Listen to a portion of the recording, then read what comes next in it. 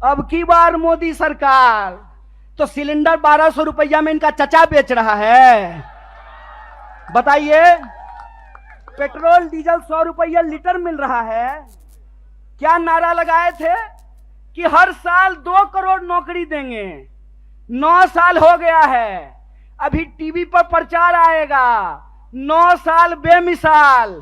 तो मैं देश के नौजवानों से कहता हूं, हरियाणा के नौजवानों से कहता हूं, 9 साल देश बेहाल। पूछो कि 9 साल में 18 करोड़ नौकरी क्यों नहीं है, यह सवाल प्रधानमंत्री से पूछना जाना चाहिए।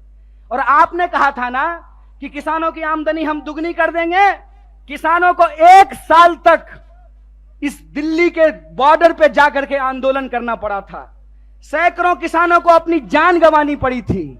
और ये जिसका जिसका नाम लेते हैं ना, उसके साथ बेईमानी करते हैं। 9 साल दोस्त बेमिसाल, 9 साल देश बेहाल। यह सच्चाई देश के लोगों को समझना पड़ेगा। पहले किसानों को ठगा, फिर जवानों को ठगा। बोलिए, अग्निवीर आया है कि नहीं आया है? आया है ना। तो एमपी बनेगा 4 साल के लिए, एमपी बनेगा 5 साल के लिए, अग्नि बनेगा 4 साल के लिए। बोलिए, बेईमानी है कि नहीं है? है ना। तो आप जींद के लोग हैं ना, कड़कड़ा के बोलिए बेईमान को बेईमान, चोर को चोर बोलिए, बेईमान को बेईमान बोलिए। हमारा लोकतंत्र का अधिकार, ये हमारा ईमान है कि बेईमान को बेईमान बोलेंगे। अगर प्रधानमंत्री 5 साल का हो सकता है तो सिपाही 4 साल के लिए क्यों होगा?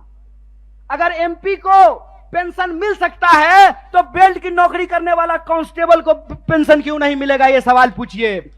ये सवाल पूछिए कि अगर प्रधानमंत्री को पेंशन मिल सकता है तो मास्टर साहब को पेंशन क्यों नहीं मिलेगा? प्रोफेसर साहब को पेंशन क्यों नहीं मिलेगा? सिपाही को पेंशन क्यों नहीं मिलेगा? सेना में नौकरी करने वाले को पेंशन क्यों नहीं मिलेगा? और मैं अपने बड़े भाई दीपेंद्र साहब के सामने आपसे वादा करता हूं, कांग्रेस का हाथ मजबूत कीजिए, भारतीय राष्ट्रीय कांग्रेस को लेकर के आइए। हमने हिमाचल में ओल्ड पेंशन स्कीम लागू किया है, हरियाणा में भी ओल्ड पेंशन स्कीम को लागू करेंगे। इस बात को याद रखिएगा। इसीलिए हम कहते हैं कि यह देश एक बदलाव चाहता है। हम मानते हैं कि आपको हमसे कुछ नाराजगी होगी।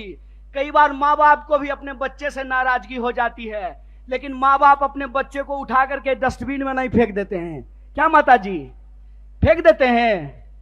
तो भारतीय राष्ट्रीय कांग्रेस आपकी पार्टी है और भारतीय राष्ट्रीय कांग्रेस का मुद्दा आपका मुद्दा है। और हम देश के प्रधानमंत्री नहीं हैं कि झूठ बोलेंगे, आकर के आपको जबरदस्ती कहेंगे कि हमारा जींद से बहुत पुराना नाता है। अरे प्रधानमंत्री जी, जींद से आपका पुराना नाता है ना, तो एक और मेडिकल कॉलेज यहां खुलवा दीजिए। रास्ता में आते हुए सड़क पे बहुत सारा गड्ढा है, यहाँ के लोगों को इलाज कराने के लिए हिसार जाना पड़ता है, यहाँ के लोगों को इलाज कराने के लिए दिल्ली जाना पड़ता है। अगर आपका नाता है तो जींद के लोगों को ठगना बंद कीजिए, क्योंकि जींद के लोग अगर जाग गए तो जींद हरियाणा की राजनीतिक राजधानी है और हरियाणा में बदलाव से कोई रोक नहीं सकता है। अगर आप परिवर्तन करेंगे तो हमारा वादा है कि हरियाणा को हम बेरोजगारी में नहीं, रोजगार में नंबर 1 बनाएंगे। हम हरियाणा के लोगों को, हरियाणा के नौजवानों को रोजगार से जोड़ेंगे। भारत जोड़ो यात्रा का संदेशा बिल्कुल साफ है। हम नौजवानों को रोजगार से जोड़ना चाहते हैं, किसानों को एमएसपी से जोड़ करके रखना चाहते हैं, महिलाओं को उनके सम्मान से जोड़ करके रखना चाहते हैं, बुजुर्गों को उनके पेंशन से जोड़ करके रखना चाहते हैं। इसीलिए हमारा जो लड़ाई है, हमारा जो संघर्ष है, वो कुर्सी की लड़ाई नहीं है। हमारा जो संघर्ष है वो सत्ता की नहीं है, सत्य की है। तो मैं आप तमाम जींद के लोगों से यह अपील लेना चाहता हूं, मैं आप तमाम लोगों से यह आग्रह करना चाहता हूं, सत्य की इस लड़ाई में लोग कहते हैं कि बिहार भी राजनीतिक रूप से बहुत सक्रिय जगह है, बिहार भी बहुत राजनीतिक रूप से सक्रिय है, लेकिन कई बार चिराग तले अंधेरा होता है। जींद भी हरियाणा का सबसे सक्रिय जिला है, राजनीतिक रूप से सबसे सोचने समझने वाले लोग हैं, लेकिन विकास जितना जींद में होना चाहिए उतना नहीं हो पाया है। तो हम आपसे वादा करते हैं कि चिराग तले अंधेरा नहीं होगा, हर तरफ रोशनी ही रोशनी होगी। और हमारा संघर्ष सत्य के लिए है। सत्य के इस संघर्ष में आप हमारे साथ हैं कि नहीं हैं? सब लोग साथ हैं। तो एक आखिरी बात बोल करके मैं अपनी बात को समाप्त करूंगा।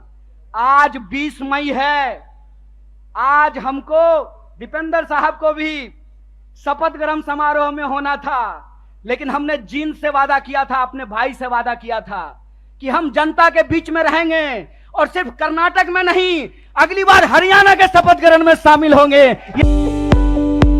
दारुसलाम बैंक रियासत तेलंगाना का मुस्तहकम बैंक, जो गुज़िश्ता 35 साल से आवाम की खिदमत में मसरूफ़ है, जहां तमाम तर मॉडर्न बैंकिंग सहूलियत दस्तयाब है।